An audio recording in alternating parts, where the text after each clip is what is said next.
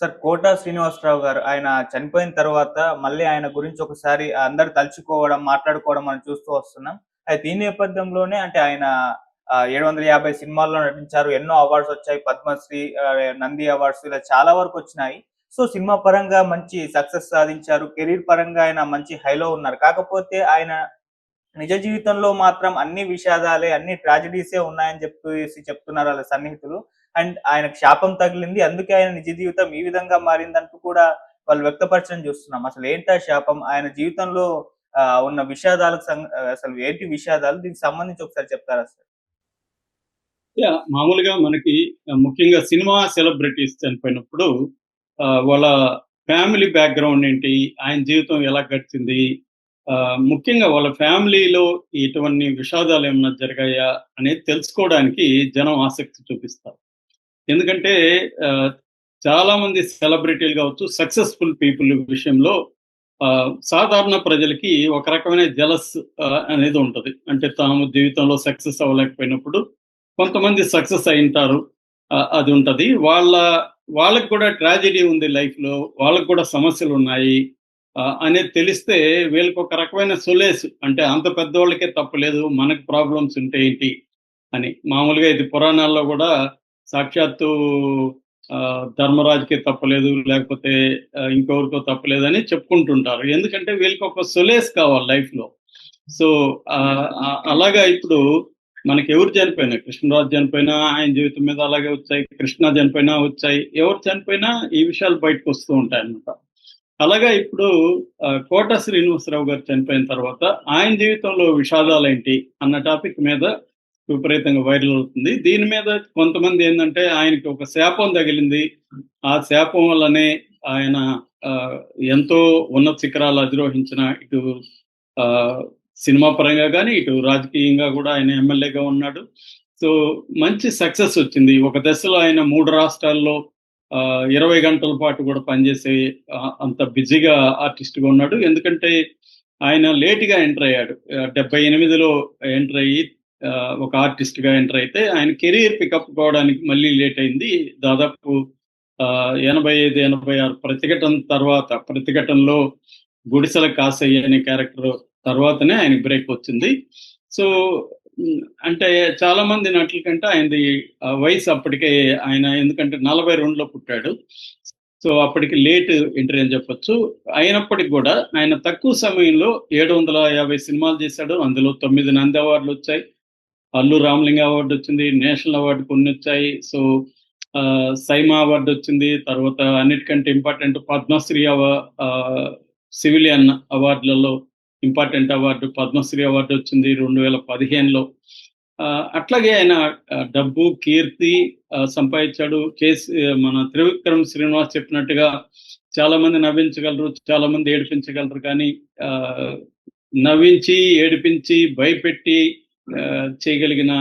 నటించగలిగిన ఏకైక నటుడు 'కోట శ్రీనివాసరావు' అని పేరు తెచ్చుకున్నాడు. మనకు ఒక ఎస్వి రంగారావు, ఒక ఎకల్ సత్యనారాయణ, ఒక రావు గోపాలరావు తర్వాత ఆ స్థాయికి వెళ్ళిన మనిషి. ఎటువంటి పాత్రనైనా కూడా దాంట్లో లీనం అయిపోయి ఒక మెథడ్ యాక్టింగ్‌లోకి వెళ్ళిపోయి చేయగలిగిన ఆర్టిస్ట్ ఆయన. సో, అలాగా అన్ని రకాలుగా సక్సెస్ అయ్యాడు కూడా. ఎందుకంటే వాళ్ళ ఫ్యామిలీనే వాళ్ళది కంకిపాడు దగ్గర నిన్న మనం డీటెయిల్‌గా బయోగ్రఫీ చెప్పుకున్నాం. కంకిపాడు దగ్గర బ్రాహ్మణ కుటుంబం. వాళ్ళ నాన్న పెద్ద డాక్టర్ ఆయన. పాపులర్ డాక్టర్ అక్కడ. MBBS doctor Sitaramanjaneyulu. ఆయనకు కోట శంకర్రావు, తర్వాత కోట నరసింహారావు. కోట నరసింహారావు పెద్ద, కోట శంకర్రావు చిన్న. ఈయన మిడిల్ అన్నమాట. కోట శ్రీనివాసరావు. అట్లాగే ఇద్దరు అక్కలు, ఇద్దరు చెల్లెలు ఉండేవాళ్ళు. సో, పెద్ద కుటుంబం. ఈయన కూడా డాక్టర్ అవ్వాలనుకున్నాడు తండ్రిలాగా. తండ్రి కూడా ఈయన డాక్టర్ చేయాలనుకున్నాడు. బట్ పెద్ద అన్నయ్య కోట నరసింహారావు చిన్నప్పటి నుంచి నటుడుగా ఉండడంతో ఈయన కూడా నటుడిగా రంగంలోకి దిగాల్సి వచ్చింది. తర్వాత ఎస్‌బీఐలో జాబ్ వచ్చింది. ఇక్కడ హైదరాబాద్‌లోకి ఎస్‌బీఐ వచ్చినాక ఫస్ట్ ఆయన అప్పటికే చాలా నాటకాలు వేశారు. 'కుక్క' అనే నాటకం తర్వాత సినిమాగా తీస్తే ఆ సినిమాలో ఆయన ఫస్ట్ యాక్ట్ చేశాడని నిన్న యండమూరి వీరేంద్రనాథ్ పోస్ట్ పెట్టాడు. అందరూ కూడా ప్రాణం ఖరీదు అనుకుంటారు. బట్ కాదు, 'కుక్క' అనే సినిమాతోనే ఆయన అరంగేట్రం చేశారనేది యండమూరి చెప్తున్నారు. ఏదేమైనా 'కుక్క'తో చేసినా లేకపోతే 'ప్రాణం ఖరీదుతో' చేసినా ఆయన సినిమా రంగంలోకి అయితే ఎంటర్ అయ్యాడు. దాని తర్వాత మెల్లమెల్లగా ఆయనకి అనేక సినిమాలు వచ్చాయి. ముఖ్యంగా ఒక కామెడీ విలన్ గా ముందుగా మంచి పేరు వచ్చింది. దాని తర్వాత క్యారెక్టర్ ఆర్టిస్ట్, విలను, తర్వాత కామెడియన్ గా కూడా 'మహానా పెళ్ళంట' దగ్గర నుంచి ఒక సీరియస్ కామెడీ చేయడం అనేది కూడా ఆయన చేయగలిగాడు. సో ఈ స్థాయిలో ఆయన సక్సెస్ అయినప్పటికీ కూడా ఆయనకి 2 రకాలుగా ఇబ్బందులు వచ్చింది. ఒకటి అనారోగ్యం.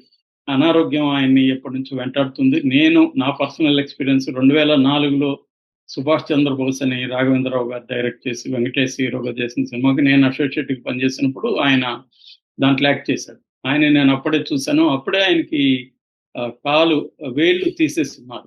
ఏం సార్ అంటే అది డయాబెటిస్ ఎక్కువైంది అని చెప్పాడు ఆయన. అప్పుడే షూ వేసుకొని ఉండేవాడు. అప్పుడే ఆయనకి అంత యాక్టివ్‌గా ఉండేవాడు కాదు మనిషి. కొంచెం స్లోగా ఉండేది కదలికలన్నీ. సో అప్పటి నుంచి ఆయనకి అనారోగ్యం ఉంది. దాని తర్వాత ఇటీవల కిడ్నీ కూడా ప్రాబ్లమ్ అవ్వడం, డయాలిసిస్ చేసుకుంటూ ఉండడం అనేది జరుగుతుంది. స్లోగా ఆయన తగ్గిపోతా వచ్చే సినిమాలు 2003లో 'సువర్ణ సుందరి' తెలుగులో, తమిళ్‌లో, కన్నడలో 'కబ్జా' అనే సినిమా ఆయన చివరి సినిమాలుగా చెప్పుకోవచ్చు. శివరాజ్ కుమార్ చేసింది. సో అది అనారోగ్యం అనేది ఆయన్ని వెంటాడుతూ ఉంది. ఇది ఒక సమస్య. అన్నిటికంటే కూడా కుటుంబంలో ఆయనకి ప్రశాంతత లేదు. ముఖ్యంగా ఆయనకి 1968లో పెళ్ళైంది. 73లో ఒక పాప పుట్టిన తర్వాత వాళ్ళ భార్యకి భార్య వాళ్ళ అమ్మ చనిపోయింది ఒక 20 రోజులకి. సో ఆ టైంలో ఆమె షాక్‌కి గురైందని ఈయన ఇంటర్వ్యూలో చెప్పాడు. అప్పటి నుంచి ఆమెకి సైకియాట్రిక్ ప్రాబ్లమ్స్ వచ్చాయని ఆయన చెప్పారు అనేక ఇంటర్వ్యూలో. దాంతో ఆమె గుర్తుపట్టడం మానేసింది మనుషుల్ని. తర్వాత ఏదంటే అది మాట్లాడేయడం, ఎవరి ముందు ఎవరైనా గెస్ట్‌లు వచ్చినా కూడా వాళ్ళ ముందు కూడా ఈయన మీద అరిచేయడం, ఇష్టం వచ్చినట్టు బిహేవ్ చేయడం అలా అయిపోయింది. దాదాపు 30 ఏళ్ల పాటు ఈయన్ని గుర్తుపట్టలేదని చెప్తున్నారు. అది మామూలుగా ఆయన అంటే కరెక్ట్‌గా ఆమెకి సైకాలజికల్ ప్రాబ్లమ్ ఏందని చెప్పలేదు గానీ, మామూలుగా ఏందంటే పోస్ట్ పార్టమ్ సైకోసిస్ అంటారు. దీన్ని పోస్ట్ నాటల్ సైకోసిస్ అంటారు. చాలా మందికి బిడ్డ పుట్టిన తర్వాత స్త్రీలకి ఈ ప్రాబ్లమ్ వస్తుందన్నమాట. దీంతో పాటు ఒక్కోసారి డిప్రెషన్ కూడా ఉంటది. ఇది ప్రపంచవ్యాప్తంగా ప్రతి 1000 మందిలో ఒకరిద్దరికి ఈ స్త్రీలకి ఈ పోస్ట్ పార్టమ్ సైకోసిస్ అనేది వస్తుందన్నమాట. అది వచ్చినట్టుగా వేరే కొంతమంది చెప్తున్నారు ఈమెకి. అప్పట్లో ఏందంటే పెద్ద సైకాలజికల్ హెల్ప్ కూడా లేదు కాబట్టి 1973లో జరిగింది. సో అందువల్ల ఆమెను సరైన ట్రీట్మెంట్ కూడా ఈయన సైకాలజికల్ ట్రీట్మెంట్ ఇప్పించలేదు. దాంతో అది కంటిన్యూ అవుతూనే ఉన్నింది.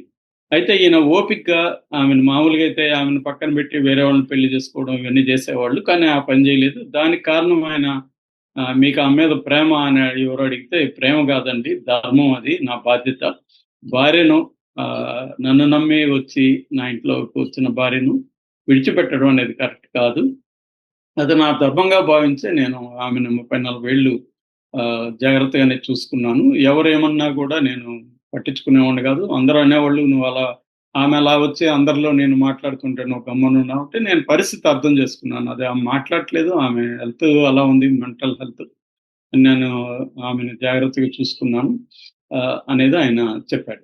సో ఆ తర్వాత ఆమెకి 70s వచ్చిన తర్వాత మెల్లమెల్లగా ఆమె అందరిని గుర్తుపట్టడం, కొంత స్లోగా జబ్బు మెంటల్ డిజార్డర్ అనేది కొంత క్లియర్ అయినట్టుగా కూడా ఆయన మాటల్లో ఉంది. ఆ తర్వాత ఆమెతో ఇంటర్వ్యూ చూసినాను నేను. అప్పుడు కూడా ఆమె బాగానే మాట్లాడుతుంది, ఈయన గుర్తుపడుతుంది, ఈయన సినిమాల గురించి అవన్నీ కూడా ఆమె చెప్తూ ఉంది. సో అది కొంతవరకు అంటే 30 ఏళ్ల పాటు రోజు ఉన్న ఇష్యూ కదా. పిల్లలని ఆమె చూసుకోలేదు, పిల్లల్ని చూసుకోవడానికి వేరే వాళ్ళు ఉండాలి, ఈయనకేమో తీరుబాట్లేదు. ఈయన ఒక్కొక్కసారి ఇందాక చెప్పినట్టుగా 3 రాష్ట్రాల్లో కూడా తిరిగి 4 షిఫ్ట్లు 5 షిఫ్ట్లు కూడా ఒక్కొక్క రోజు చేసిన సందర్భాలు ఉన్నాయి.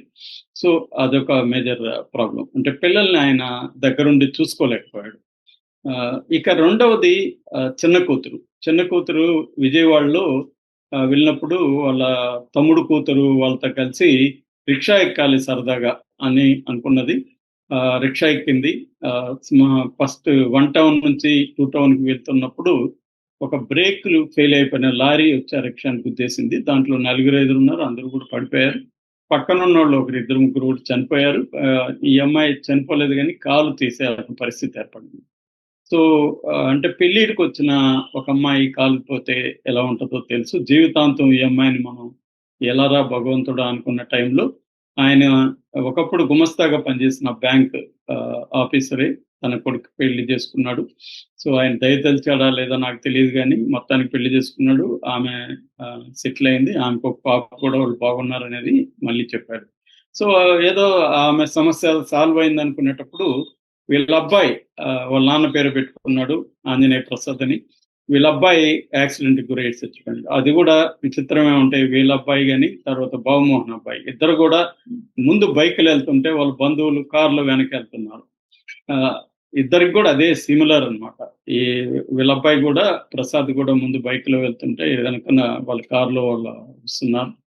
ఆ బైక్ యాక్సిడెంట్‌కి గురయ్యి చనిపోయారన్నమాట. సో అది అతిపెద్ద విషాదం. ఎందుకంటే చేతికి ఇది వచ్చిన కొడుకు అప్పటికే 2 సినిమాలు 'సిద్ధం గాయం 2' అని 2 సినిమాలు చేశాడు. చాలా మంచి పేరు తెచ్చుకుంటున్నాడు. ఆ వయసులో చనిపోవడం అనేది ఆయనకు తీరని దుఃఖంగా మిగిలిపోయింది. సో ఈ 3 విషాదాలకి కారణం శాపం అని చాలామంది అనుకుంటారు. మామూలుగా శాపాలు ఇవేమి నేనైతే నమ్మను. కాకపోతే ఏందంటే మనకి అన్‌ఎక్స్‌ప్లెయిన్డ్ ట్రాజెడీస్ వచ్చినప్పుడు ఈ ట్రాజెడీస్‌ని ఎలా ఎక్స్‌ప్లెయిన్ చేస్తాం? చేయలేం. ఎందుకంటే ఆమెకి లేక లేక కోరిక కలిగి రిక్షాలో పోతే అది యాక్సిడెంట్ అయ్యి కాలిపోవడం. భార్య మంచిగా ఉంది, బిడ్డల్ని కంటుంది అనుకున్నప్పుడు భార్యకి అలా రావడం. కొడుకు ఎదిగొచ్చిన కొడుకు అలా చనిపోవడం. ఈ 3 ఒకే ఫ్యామిలీలో జరిగినప్పుడు ఎవరికైనా కూడా ఇది విధి తలరాత అనుకుంటారు. కానీ ఈయన నా శాపంగానే ఏమనుకోలేదు. భగవంతుడు అలా చేశాడు. భగవంతుడు దాన్ని తట్టుకునే ధైర్యం కూడా నాకిచ్చాడు అని నేను ఎవరు లేనప్పుడు ఇంట్లో కూర్చొని ఏడ్చుకుంటాను తప్ప బయటెక్కడ దీని మీద మాట్లాడను నేనని కూడా ఆయన ఇంటర్వ్యూలో చెప్పాడు. అయితే ఆయన జీవితంలో ఒక తీరని దుఃఖం మాత్రం చివరి వరకు ఉందనే విషయం మనకు అర్థమవుతుంది.